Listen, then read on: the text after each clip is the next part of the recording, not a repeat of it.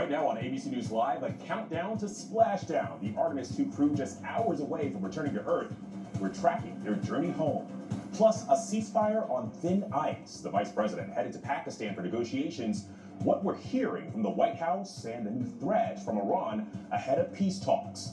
And a new inflation report is out showing prices made a big jump in March. We'll break down the numbers and how to shop for groceries on a budget. ABC News Live Reports starts right now.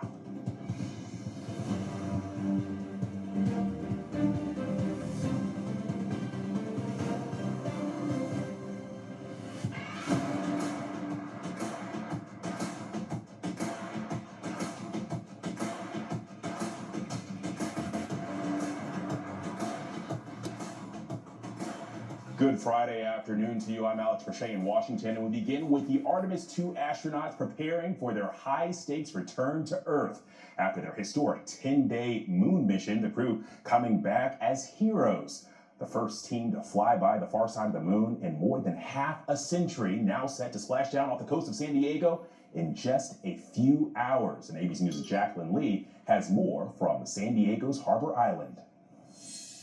All eyes focused off the coast of San Diego tonight, where a U.S. Navy ship is standing by to welcome home the Artemis II crew. The Orion space capsule set to splash down into the ocean just a short time from now. The 4 astronauts are completing their 10-day mission to the moon and back. We were asked, what are we looking forward to? And I said, splash down. And it's kind of humorous, but it's literal as well, that we have to get back. Re-entry into the Earth's atmosphere is one of the most dangerous parts of the journey. Man, I'm going to tell you, it's 13 minutes of things that have to go right. It's more, in my head, about an hour and a half of things that have to go right. Orion entering the Earth's atmosphere at 24,000 miles per hour, nearly 400,000 feet above the ocean. The heat shield on the spaceship is responsible for withstanding temperatures up to 5,000 degrees. And during the most intense heat, a communications blackout, the crew losing contact with mission control. Parachutes deploying to help the spacecraft splash down off the coast of Southern California.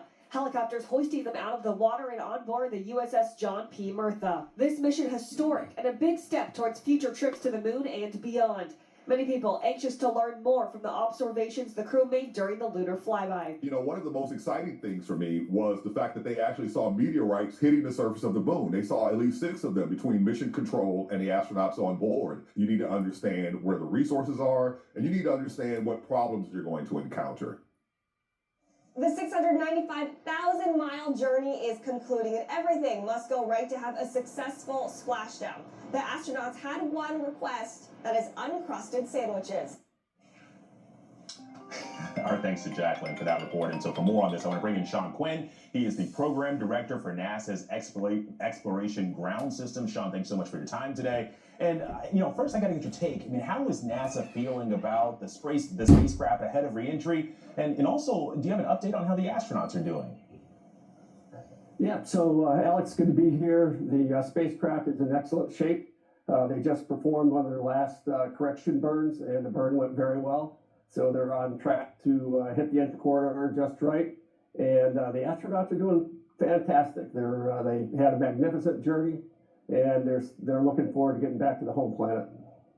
I'm sure, and that's great news to hear. But I'm curious, so what's next for them once they splash down tonight? Well, after they splash down, our Exploration Ground Systems recovery crew, in partnership with the Navy, will bring them, get them out of the capsule. That'll happen, our goal is to have them back on the ship about 2 hours after splashdown or less. And then they'll be taken on board the USS Murtha, and the doctors will check them out and make sure everything's okay. And then, likely tomorrow morning, they'll be flown to North Island Naval Air Station, and then eventually to Ellington Field, not far from here at the Johnson Space Center. Yeah. Well, I'm curious, thus far, what are the biggest things NASA has learned or hopes to learn from this mission? Well, the Artemis II is a test flight, and one of the most important objectives out of the test flight is to perform maneuvers with the Orion spacecraft, manual piloting maneuvers. They did that with the upper stage on the first day of the flight. Those maneuvers went very, very well. The astronauts, Reed Weissman and Victor Glover, the commander and the pilot, really thought the spacecraft handled well. The other important test objective coming out of the flight was to test the Orion's environmental control systems, the life support systems that they need to sustain life during the mission while they're in space.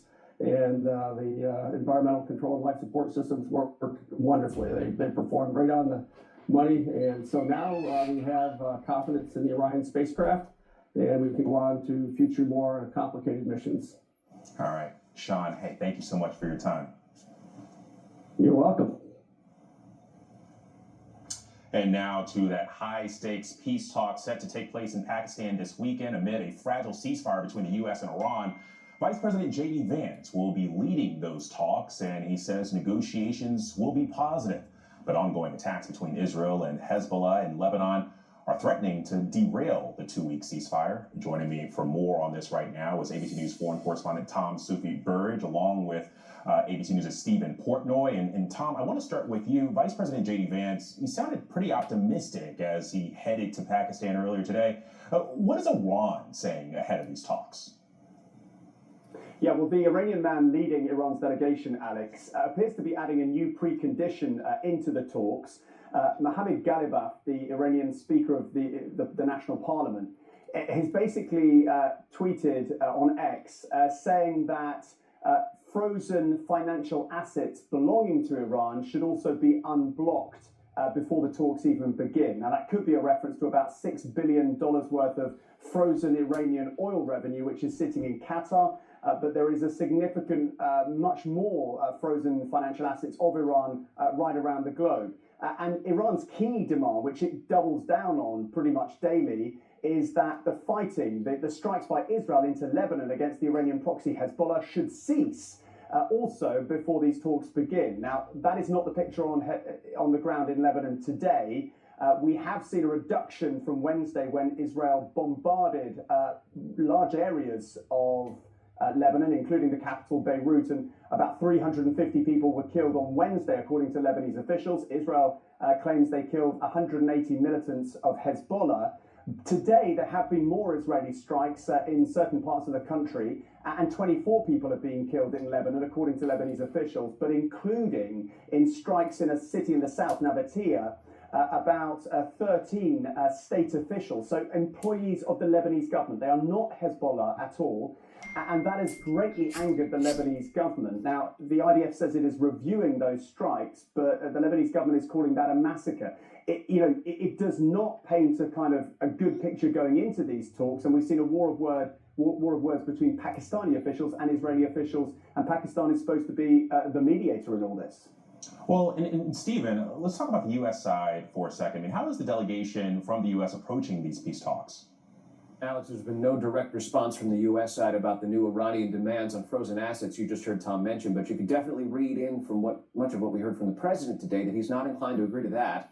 And the vice president made it clear this week that Israel's attacks on Hezbollah targets in Lebanon are not a part of the ceasefire, even if Iran sees that as a front in this broader war. On social media today, the president posting, quote, "The Iranians don't seem to realize they have no cards other than a short-term extortion of the world by using international waterways." He says the only reason they are alive today is to negotiate. The president also told the New York Post today the U.S. has a bit of a reset going, that the military is now loading up its ships with what he called the best ammunition. And he said, if we don't have a deal, we will be using them, and we will be using them very effectively. So clearly the president is positioning himself for the possibility of a negative outcome here. Vice President Vance told reporters before he left D.C. today, we're going to try to have a positive negotiation. But Vance added, if they're going to try to play us, then they're going to find the negotiating team is not that receptive. All right, Tom Sufi-Burge for us and Stephen Portnoy, thank you both. And now I want to bring in a former senior director for counterterrorism on the National Security Council, Javed Ali. 2 days in a row in person. Good to have you as always. But listen, yesterday we were talking about trust between the U.S. and the Iranians. Today, Vice President Vance was